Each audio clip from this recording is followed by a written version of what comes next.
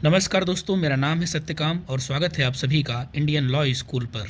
साथियों, इस वीडियो में हम बात करेंगे यूपीएससी के थ्रू आई हुई employees provident fund organisation ministry of labour and employment में दो अलग अलग वैकेंसीज के बारे में। जो पहली वैकेंसी है उसका नाम है इन्फोर्समेंट ऑफिसर और अकाउंट्स ऑफिसर, जो टोटल 418 वैकेंसी उसमें आई हुई है। और जो दूसरी वैकेंसी है उसका नाम है असिस्टेंट प्रोविडेंट फंड कमिश्नर, जो टोटल 159 आई हुई है। तो पहले हम बात कर लेते हैं इन्फोर्समेंट ऑफिसर और अकाउंट्स ऑफिसर की जो वैकेंसी है, जिसकी जो 418 पोस्ट आई हुई हैं, उनके जो है एजुकेशनल क्वालिफिकेशन क्या है, एज क्या है, उसमें जो है एलिजिबिलिटी क्राइटेरिया क्या है, इन चीज़ों को हम पहले यहाँ पर देख लेते हैं। तो अगर हम बात करें यहाँ पर एज क्राइटेरिया की, तो ये एज यहाँ पर होनी है 30 साल। आपकी जो क्वालिफिकेशन है, क्वालिफिकेशन आपको यहाँ पर चाहिए bachelor degree in any subject. ठीक है। अगर हम बात करें असिस्टेंट प्रोविडेंट फंड कमिश्नर की, तो यहाँ पर जो आपकी मैक्सिमम एज है यहाँ पर डिफरेंट है। यहाँ पर मैक्सिमम एज जो आपकी होनी है वो मैक्सिमम एज है 35 ईयर्स। और अगर एसेंशियल क्वालिफिकेशन की बात करें तो bachelor degree from recognised university. और यहाँ पर एपीएफओ में आपको एक चीज़ और है, वो है डिजायरेबल। जो यहाँ पर डिजायरेबल है वो है diploma in company law, labour law और पब्लिक एडमिनिस्ट्रेशन। अगर आपके पास डिप्लोमा इन कंपनी लॉ है, लेबर लॉ है, पब्लिक एडमिनिस्ट्रेशन है, तो आपका वेटेज यहाँ पर बढ़ जाता है।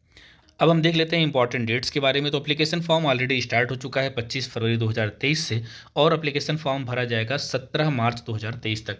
लेकिन यहाँ पर जो चीज़ ध्यान रखने वाली है वो ये कि 17 मार्च 2023 को शाम 6 बजे तक ही फॉर्म भरा जाएगा।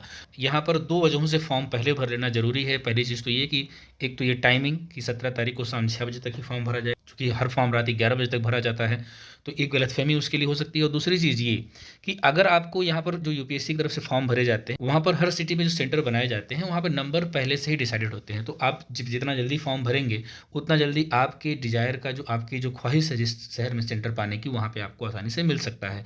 यहाँ पर जो प्रोबेशन पीरियड होगा वो होगा 2 ईयर्स का। और यहाँ पर जो एग्ज़ाम होना है वो pen and paper based exam होगा।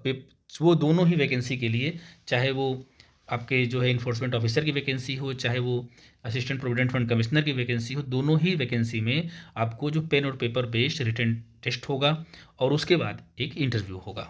और यहाँ पर इन्होंने दोनों ही एग्ज़ाम के लिए स्कीम और सिलेबस भी यहाँ पर इन्होंने देखिए बता रखा है। इसको हम देख लेते हैं कि स्कीम क्या है और सिलेबस क्या है। तो सबसे पहले देखते हैं इन्फोर्समेंट ऑफिसर और अकाउंट्स ऑफिसर का जो एग्ज़ाम स्कीम क्या है और सिलेबस क्या है। अगर एग्ज़ाम स्कीम की बात करें तो यहाँ पर 2 घंटे का एग्ज़ाम होगा। पेन और पेपर बेस्ड एग्जाम होगा, ऑफलाइन एग्जाम होगा मतलब, और 2 घंटे का एग्जाम होगा। सारे क्वेश्चंस इक्वल मार्क्स कैरी करेंगे, ऑब्जेक्टिव टाइप क्वेश्चन आएंगे, और जो मीडियम ऑफ टेस्ट होगा वो हिंदी और इंग्लिश दोनों हो सकता है। और यहाँ पर आपको 1/3 आपको निगेटिव मार्किंग भी है। 1/3 आपको जो है यहाँ पर गलत करने पर 1/3 की निगेटिव मार्किंग भी है। तो हम बात कर लेते हैं सिलेबस की। जो सिलेबस होगा ब्रॉडली जो निम्नलिखित एरियाज़ हैं इनको कवर करेगा। General English, Indian freedom struggle, current events and development issues, Indian polity and economy, general accounting principles, industrial relations and labour laws, general science and knowledge of computer applications, general mental ability and quantitative aptitude, social security in India. तो इन 9 broader areas से यहाँ पर question आने हैं। ये 2 घंटे का पेपर होगा और यहाँ पर निगेटिव मार्किंग भी है, ये ध्यान रखने वाली चीज़ है। अगर रिटन टेस्ट और जो है इंटरव्यू के वेटेज की बात करें तो 75% वेटेज होगा आपके रिटन टेस्ट को और 25% वेटेज होगा आपके इंटरव्यू का।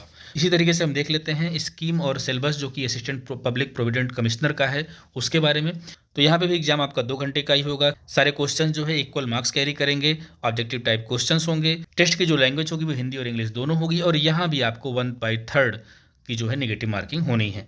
तो ये तो पैटर्न एग्जाम की स्कीम और जो पैटर्न है वो तो सेम होने वाला है। बट अगर हम यहाँ पे सिलेबस की बात करें तो यहाँ का सिलेबस जो है डिफरेंट है। आप यहाँ पर देख सकते हैं सिलेबस जो है यहाँ पर डिफरेंट है। यहाँ पर जो ब्रॉडर एरियाज कवर किए जाने हैं वो है general English, to evaluate a candidate understanding of English language and workman like use of words. दूसरा जो आपका एरिया है वो है Indian culture, heritage and freedom movements and current events. तीसरा है पॉपुलेशन डेवलपमेंट एंड ग्लोबलाइजेशन। चौथा है governance and constitution of India. Next है present trends in Indian economy. उसके बाद है accounting and auditing, industrial relations, labour laws, insurance, basic knowledge of computer application, general science, और next है आपका elementary mathematics, statics and general mental ability, और last है आपका सोशल सिक्योरिटी इन इंडिया। तो आप यहाँ पे देख सकते हैं कि बहुत सारे जो एरियाज हैं वो तो मैच कर ही रहे हैं, बट यहाँ पर आपको एलिमेंट्री मैथमेटिक्स, स्टैटिक्स, ये सारी चीज़ें यहाँ पर, इंश्योरेंस, कई और चीज़ें यहाँ पर बढ़ गई हैं। और यहाँ पर भी आपका जो वेटेज होना है वो 75/25 का है। वो तो सारा चीज़ें सेम है, यानी कि जो एग्जाम पैटर्न है वो भी सेम है, है, जो एग्जाम में जो वेटेज मिलना है वो भी सेम है, सिलेबस भी बहुत कुछ चीज़ें सेम है, बट यहाँ पर आपको कुछ चीज़ें बढ़ा दी गई हैं, मैथ बढ़ा दी गई है, साइंस बढ़ा दिया गया है, तो ऐसी बहुत सारी चीज़ें यहाँ पर बढ़ा दी गई हैं। यहाँ पर एक और बात ध्यान में रखने वाली है, वो है कि इंटरव्यू में जो है आपका minimum level of suitability category wise वो भी डिसाइडेड है। यहाँ पर इंटरव्यू में 100 में अगर आप अनरिजर्व कैटेगरी के हैं तो 50 मार्क्स, और अगर आप ओबीसी हैं तो 45 मार्क्स, SC ST PH हैं तो 40 मार्क्स।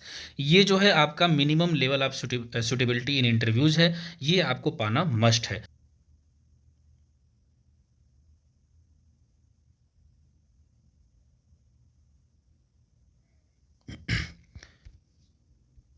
एप्लीकेशन फ़ी की बात करें तो फीमेल कैंडिडेट्स को, SC ST और PWBD कैटेगरी में आने वाले कैंडिडेट्स को एक एप्लीकेशन फ़ी की बात करें तो एप्लीकेशन फ़ी है 25 रुपये, और यहाँ भी फीमेल कैंडिडेट्स को, SC ST और PWBD कैंडिडेट्स को यहाँ पर एग्जाम्शन है, यहाँ पर उनको कोई फ़ी नहीं पे करनी है। चूँकि एग्ज़ाम अलग अलग होंगे तो आप दोनों पोस्ट के लिए अप्लाई कर सकते हैं, और अगर कोई कैंडिडेट दोनों पोस्ट के लिए अप्लाई करना चाहता है तो उसको दोनों फॉर्म के लिए फ़ी भरना होगा, और उसके लिए आपको 50 रुपये देना पड़ेगा। ओबीसी कैंडिडेट्स को यहाँ ध्यान रखने वाली चीज़ है कि वो है कि उनके लिए फ़ी का कोई एग्जाम्शन नहीं है, उनको पूरी फ़ी पे देनी है। जो ओबीसी के मेल कैंडिडेट्स हैं, फीमेल किसी भी कैटेगरी की होंगी, उनके लिए कोई फ़ी नहीं है, उनके पास फ़ी एग्जाम्शन है। फॉर्म को अप्लाई करने के लिए आपको जाना होगा www.upsconline.nic.in पर। इस वीडियो के डिस्क्रिप्शन बॉक्स में हम फॉर्म एप्लीकेशन लिंक और साथ ही साथ इस PDF की वेब लिंक भी हम वहाँ पर अटैच कर दे रहे हैं। अगर आप में से कोई इस PDF को डाउनलोड करना चाहता है तो आप इसको वहाँ से डाउनलोड कर सकते हैं, और आप डिस्क्रिप्शन में दी गई वेब लिंक से ही क्लिक करके आप सीधे वहाँ से फॉर्म को अप्लाई कर सकते हैं। साथियों, अगर आपको हमारी वीडियो पसंद आई है तो लाइक करें, सब्सक्राइब करें और बेल आइकन प्रेस करना ना भूलें, ताकि नई वीडियो की अपडेट आपको तुरंत प्राप्त हो जाए। शुक्रिया।